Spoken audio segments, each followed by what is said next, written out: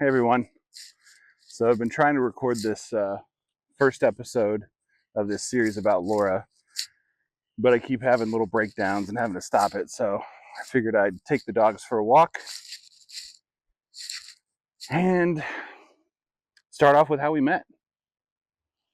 So late October of 2011, I was working at a wilderness camp just outside of Roanoke, and my roommate at the time was dating come on guys, Laura's college roommate. And they hadn't seen each other in a while, so she was going to come up to visit for the weekend. And little did I know that visit would change my life for the best. So anyways, I didn't really get to see her. I saw her on Friday, in passing, and a quick introduction when we were still working. We had it was Halloween themed event that weekend, haunted zip line trails, the normal holiday event stuff. And so they kind of hung out, just the two of them, on Friday. And sorry, try not to get hit by a car. And then Saturday, she was going to come do the haunted zip line. And so I took her up the zip line trail, which is about, I don't know, maybe a 15-minute walk. Because, I mean, it's like straight up a mountain. So we weren't booking it or anything. And it was really the first time I got to kind of talk to her, get to know her. And getting tangled up in leashes here. And so, she enjoyed herself on the zip line. And then her roommate, Stacy, and my roommate, who shall not be named, they had kind of a little spat. And I made a suggestion of, what if we go into Roanoke, go to a bar and just blow off some steam, have some good dinner, just hang out, take our minds off this. And then one of my other roommates and a couple other of my coworkers came with us. So we went to this small bar first, and that's kind of where I saw her dance for the first time. I don't remember what music was playing, but I remember exactly what she was wearing. She had these skinny jeans on, and she had red stilettos that she was wearing them. She was working it. And she had this like kind of shiny red, like with like black floral patterns on the shirt. It was like kind of a blouse shirt. I don't know what it's really called because my fashion sense obviously is not great. But she was dancing with Stacy and a couple of my other coworkers, and they're having a great time. And God, she was fucking gorgeous. I tell you what, hands down. Like, I was smitten. I don't want to say it was love at first sight because super cliche and corny, but I was definitely smitten. I found out that she was a fourth grade teacher at the time, and made the joke that, God, it's such a bad joke, that I was hot for teacher. Yeah, you'd think that that right there, that would have just sealed the deal of her running away as fast as possible. But she laughed. And when that first time I made her laugh, I just knew, like, shit, hook, line, and sinker, I'm done for. Like, she doesn't even have to reel me in. I'll come in on my own. So after that, we went to a nightclub. What is this? 1997. We went to a dance club, and it wasn't really my scene. So I went outside and just kind of hanging out.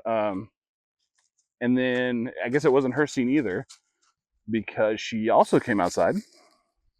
And so we kind of sat on the patio, and she nursed a cocktail. She never was a big drinker, and I was DD, so just, drinking an orange juice like a weirdo.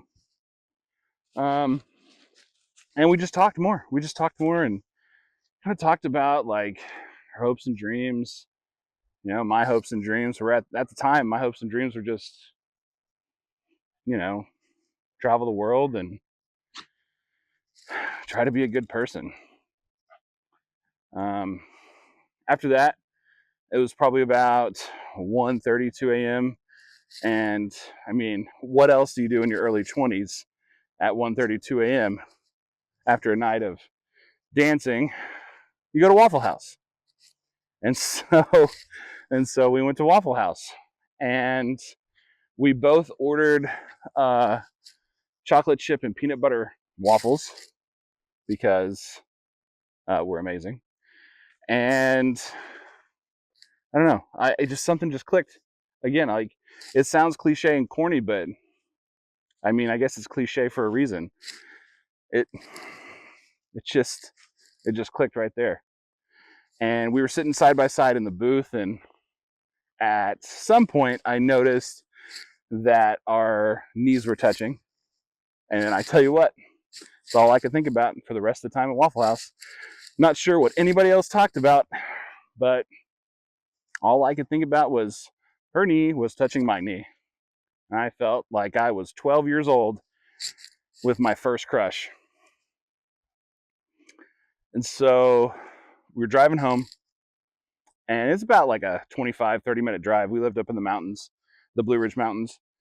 And like I said, I was DD, and she was sitting passenger next to me. And at the time I was driving a Dodge 3500. And so you can imagine the center console is quite wide, wider than my minivan now. But her arm was resting on her side. My arm was resting on my side. And it may have been a trick of the light, but I could swear that she was slowly, come on, man, slowly inching her arm towards me. Now, I'm good at reading subtle clues about as well as I am Braille. Not going to happen. No idea what's going on 95% of the time. I need subtlety to be a sledgehammer, and it needs to hit me right in the face. So at one point, we're like 10 minutes from our house, and she just kind of reaches over and grabs my hand. And so now our fingers are intertwined, and we're holding hands. And I tell you what, I was 25 years old, but I felt like a teenager. Like, just, my heart was fluttering. I couldn't focus on anything, which is probably bad since I was driving. But it was God, it felt like I don't know what words to use to describe when she grabbed my hands and what I felt.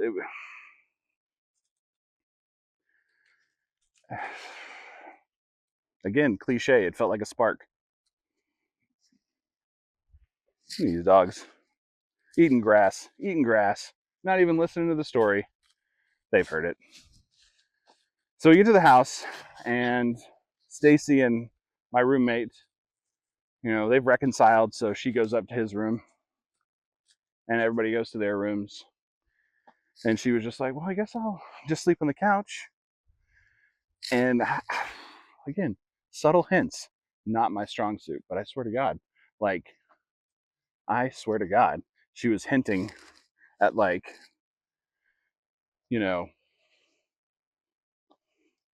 are you going to make me sleep on this couch? Like, how dare you? And so I said, look, this is going to sound,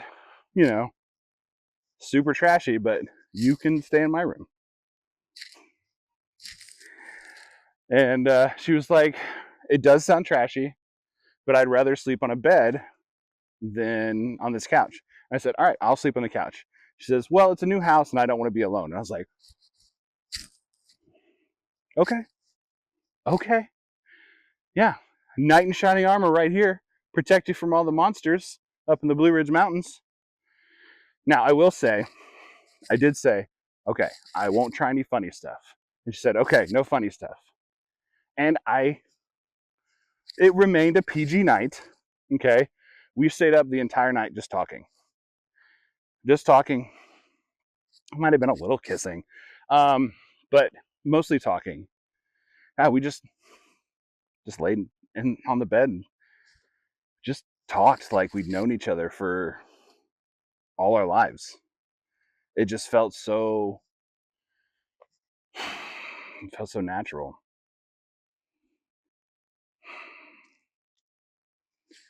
And so I had to work the next morning in the kitchen. I think I had to work at like 6 or 7. I can't remember.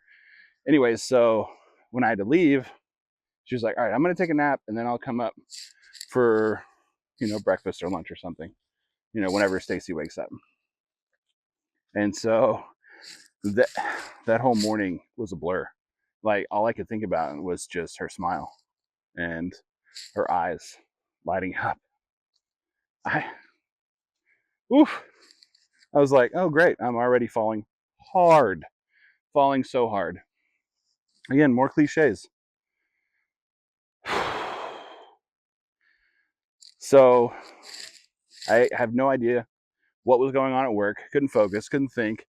I think I burned the eggs maybe like 3 or 4 times before somebody was like, dude, just, go like cut something, chop something, or do something where you're not, gonna burn food. Probably cutting something wouldn't have been the best advice.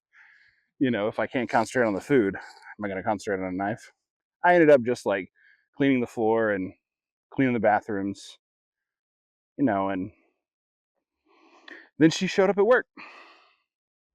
Which, I mean, we lived the camp owned the house, so it was only maybe, I don't know, 2 miles down the road. And so she came up to the kitchen, and I made her, I'm guessing, I think it was like probably brunch. I think it was like 10:30 or 11 by that time. I'm sure she crashed hard. She gave me her number, and then she had to go, and she drove back to Maryland. About, I think it was like a 4-hour drive, if I remember correctly. And she called me that night. No, I called her. She had texted me and said, I have dinner with my parents, and because her parents live in the same town. I'm gonna have dinner with my parents, and then after I shower, we can talk on the phone. Yeah, like it was 1995 again. And so, so I called her, and I think we talked on the phone until maybe like 1 in the morning. And I was finally just like, I have to sleep.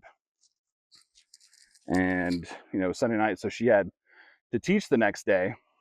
And so she's like, yeah, I have to sleep as well. So since that night,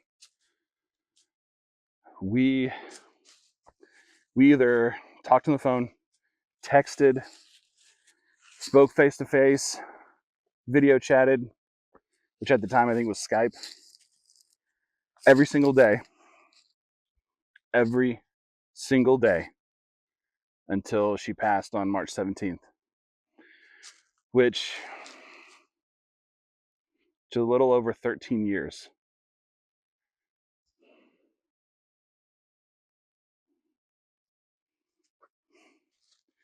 And this is why I'm wearing the sunglasses. So 13 years, every single day, we spoke to each other in some fashion.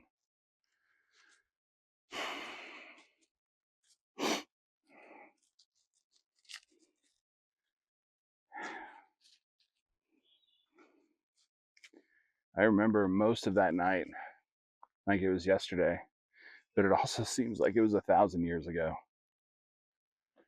Like a whole nother life.